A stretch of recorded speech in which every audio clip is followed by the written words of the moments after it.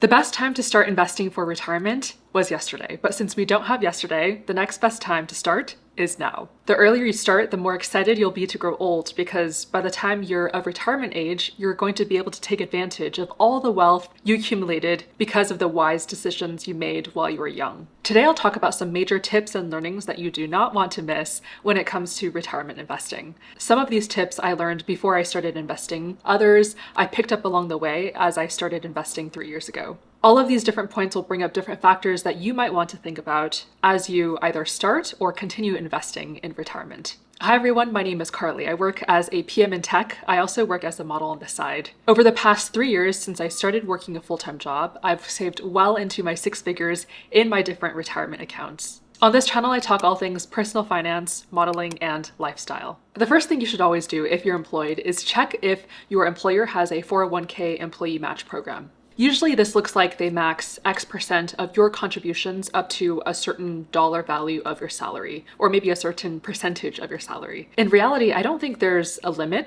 to how much an employer can contribute into your 401k, but you as an employee can only contribute up to $23,000 in 2024 into a 401k tax advantage account. That entails either a traditional 401k or a Roth 401k, and I'll go deeper into the nuances between the two later on in this video. I do think after maxing out your employer 401k match, there might be more strategic ways to manage your money, depending on what your goals are. You might consider contributing into a Roth IRA account. If you want to retire early and you need access to cash before your retirement age, you might consider contributing to a typical retail investment account. So that might look like Robinhood, Fidelity, Vanguard, and so on. At any rate, I would highly recommend you max out the employer 401k match. It's literally free money, and if you take nothing else away from this video, I hope you take this. That's why I made it as my first point. It's one thing to contribute to your 401k, it's another to actually invest it. It's imperative that you don't skip the step of investing your money. So once you contribute to your 401k, you'll have to allocate that money into some sort of investment, maybe some fund, maybe stocks, maybe bonds, for it to be able to grow over time. Some 401k providers only allow you to choose a certain group of funds. Others might allow you to link a separate account where you can invest in specific stocks or specific funds outside of that group of funds in your 401k traditional account. For example, in my case, I've linked my 401k to Fidelity. Through the 401k account, I can only invest in these specific stocks that they allow me to invest in. But I also have what's called a brokerage link account in Fidelity where I can link my brokerage link account to my 401k. So anything I invest in this brokerage link account is under my 401k umbrella. And the important thing here is that I can have my payroll contributions go into my brokerage link account, and in that account, I can choose to invest in whatever I want to invest in. If you're not sure whether you have that option or not, I would highly recommend you call the platform on which you have your 401k account and ask them. That might look like Fidelity, Vanguard, Charles Schwab. To name a few, those are the most common ones, I think. This is something I wish I had done earlier because I would have probably chosen to invest in different funds than the ones I saw here. I didn't do it simply because at first I didn't know it existed, and when I did know it existed, I was just dragging my feet, and there was really no reason why I shouldn't have done it earlier. Let's talk about the difference between a Roth 401k and a traditional 401k. I would recommend doing extensive research around this and potentially talking to a financial advisor, which I definitely am not. And here is what I know. You contribute to a traditional 401k with pre-tax money. That means if you make $100,000 and you contribute $10,000 to your traditional 401k, you get taxed as if you made $90,000 that year. The caveat here is that you pay taxes on the $10,000 and any growth from that principal amount when you withdraw this money in retirement. You contribute to a Roth 401k with post-tax money. This means if you make $100,000 and you contribute $10,000 to your Roth 401k, you still get taxed on the whole $100,000 amount. So in general, you have less cash when you contribute to the Roth 401k. But when you withdraw this money at retirement, you don't have to pay taxes on any of the growth that you saw with this money in your account. And that's because you already paid taxes on it beforehand when you contributed to the account however many years ago. And it's worth noting that the Roth 401k can be rolled over into your own personal Roth IRA. So I pretty much consider the Roth 401k the same as the Roth IRA. But usually you will have to manually call the brokerage to do the rollover. The most common arguments why people might contribute to a traditional 401k versus a Roth 401k is that if they think that their income at retirement will be higher than it is now,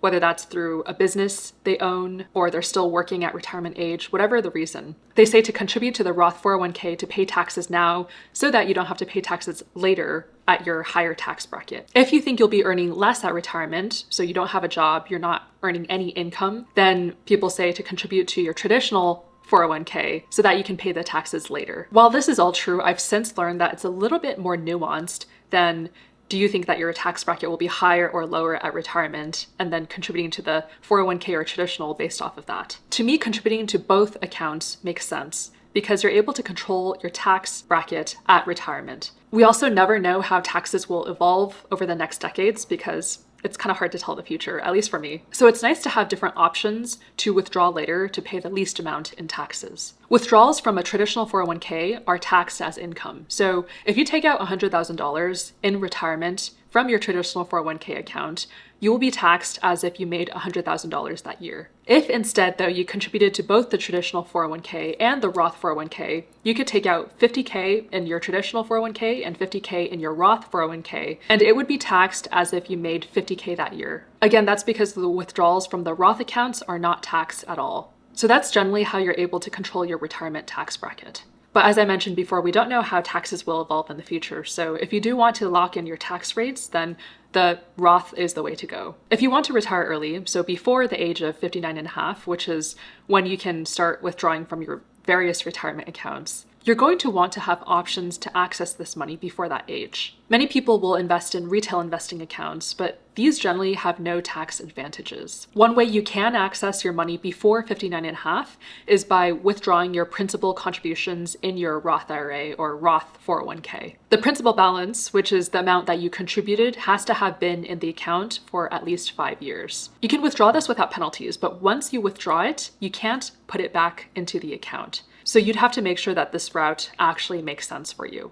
If you did this, you'd be missing out on the growth of your Roth accounts for all of the years afterward. But it is an option for you to have, and it's an option you only have with the Roth 401k. Another thing to note is that once you reach the age of 72, there's something called a required minimum distribution. The RMD requires you to withdraw a minimum amount of money at age 72 from your traditional 401k, and you have to withdraw some amount every year after. Otherwise, the penalty is that you pay 25% of what you were supposed to have withdrawn that year. The RMD value is different based off of whether you're married at the time or single, or how old you are, and also I think how much your retirement account has. But it's important to note that the RMD does not apply to your Roth IRA account. I think that's something important to keep in mind because if you recall, you pay taxes on your traditional 401k when you withdraw the money, and you'd have to pay taxes on the required minimum distributions. And so this could potentially mean that at age 72, you're forced to withdraw more than you actually need from your account, and you'd have to pay taxes on it. So those are some things to think about as you consider contributing to your traditional 401k or your Roth 401k. If you don't know how to analyze earnings sheets, you don't know what a price to earnings ratio is, if you don't know how to use a stocks beta to understand market volatility, and I'm sure many other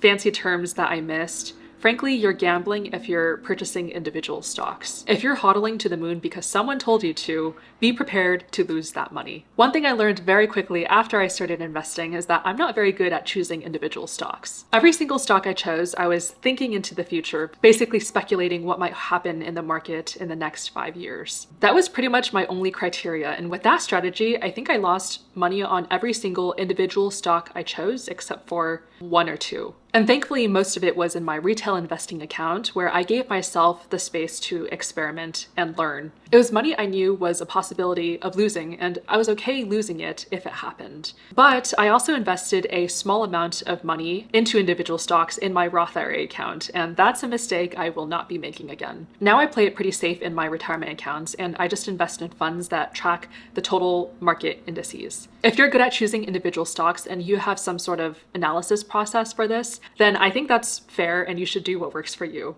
Personally, I have never taken the time to learn the process myself, so whenever I do it, it's a risk. The most common fees that come with investing in a fund are expense ratios. This is the cost of owning a mutual fund or an ETF. I think of expense ratios as the management fee paid to the fund company for the ability to invest in these types of funds. If a fund has an expense ratio of 0.3%, that means you'll pay $30 for every $10,000 per year that you have invested in the fund. Typically, any expense ratio over 1% is considered high, and I look for expense ratios as low as possible. Over a lifetime of investing, a low expense ratio could save you tens of thousands of dollars compared to a higher expense ratio. Different ETFs have different expenses. I generally invest in funds that have expense ratios of below 0.1%. I figure the best returns in the market are generally 10%, and if multiple funds historically return about the same amount and those same funds are tracking the same indices, I will just choose the fund that has the lowest expense ratio for the different indices I'm interested in. That usually looks like the S&P 500, a total market fund, maybe an international market fund. Overall, the order in which I would invest and take advantage of my different accounts would be 1, setting up an emergency fund, 2, maxing out the employer 401k match, 3, I would start investing in a personal Roth IRA for that untaxed growth in the future. 4, if my company has an employee stock purchase plan, I would take full advantage of that because that's also free money. And then 5, any money left over, I would start sticking into a retail investment account. Realistically, I might do number 3 and number 4 at the same time and max out both of them as much as I can. When it's time for you to retire, you'll be so excited for all of the wealth you accumulated in your different retirement accounts. And this is because you would have maxed out your 401k employee match. You're going to invest in the funds that work for you. You'll have some tax flexibility at retirement age because you took advantage of the traditional and the Roth 401k options. You won't lose money from having chosen individual stocks, and you'll have been on top of choosing funds that have as low expense ratios as possible, saving you tens of thousands of dollars over the decades of your life till retirement. If you like this video, do me a favor and please like and subscribe. It really helps out this channel. Also, don't miss this video on 5 sneaky reasons why you're in a cycle of overspending and how to get out of it.